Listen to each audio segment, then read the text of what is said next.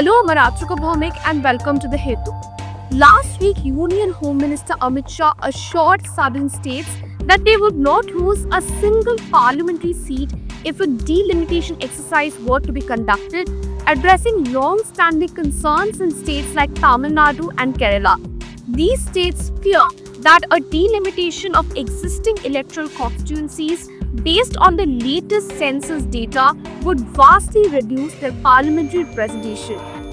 His statement came in response to DMK President and Tamil Nadu Chief Minister M.K. Stalin's claim that such an exercise could weaken Tamil Nadu's political influence while disproportionately increasing representation for other states. So what exactly does delimitation mean? Are these concerns valid?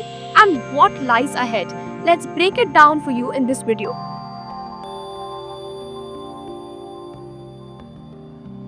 Delimitation is the process of drawing the boundaries of electoral constituencies to determine how many seats each state gets in the parliament.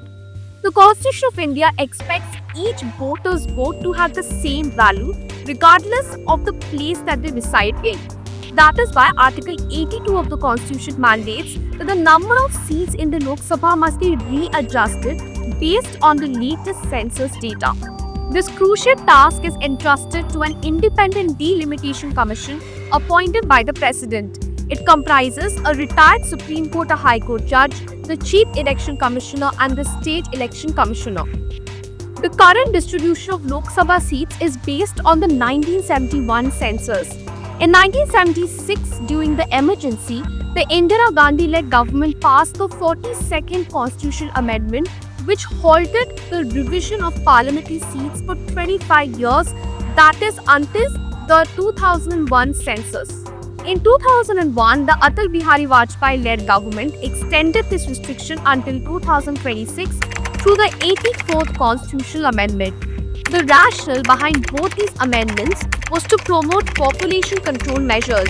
The idea was to prevent states that successfully curbed population growth from being penalized with fewer seats while ensuring that those with higher population growth were not rewarded with more MPs.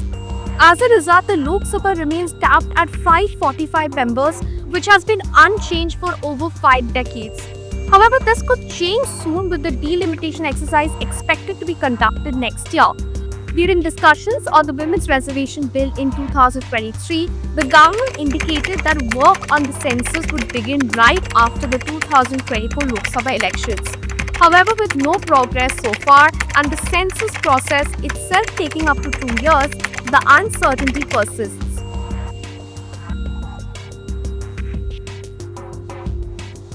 States in North India have experienced faster population growth, leading to a significant imbalance in parliamentary representation. Currently, an MP from Uttar Pradesh represents far more citizens compared to an MP, let's say, from Kerala or Tamil Nadu. That is why a delimitation exercise based on current population data has been mooted to address this disparity. However, such a move could also lead to North Indian states gaining more seats in the parliament at the expense of the South.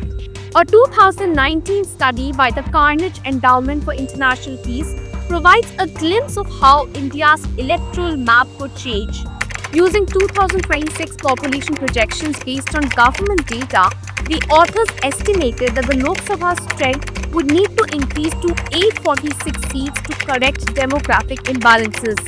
According to their analysis, Uttar Pradesh, which currently has 80 seats, would see a dramatic rise to 143, a staggering increase of 63 seats. Bihar would nearly double its representation, jumping from 40 seats to 79. Similarly, other Hindi belt states like Madhya Pradesh, Rajasthan and Jharkhand would see significant seat gains in proportion to their populations.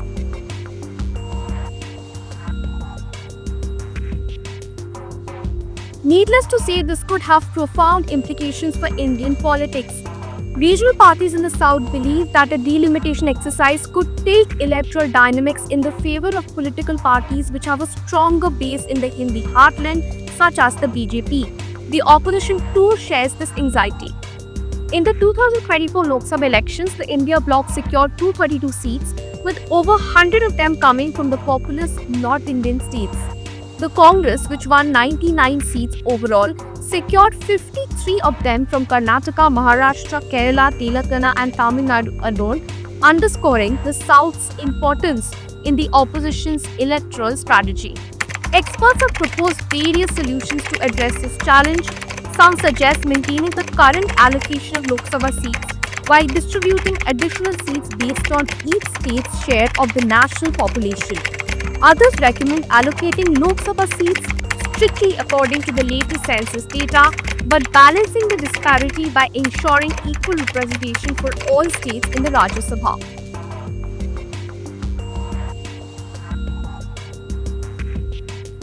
Any such solution ultimately adopted must assuage the concerns of southern states. It must also be ensured that any such exercise does not cement the establishment of permanent political or electoral majorities. Thank you for watching The Hindu. For more such videos, please subscribe to our YouTube channel.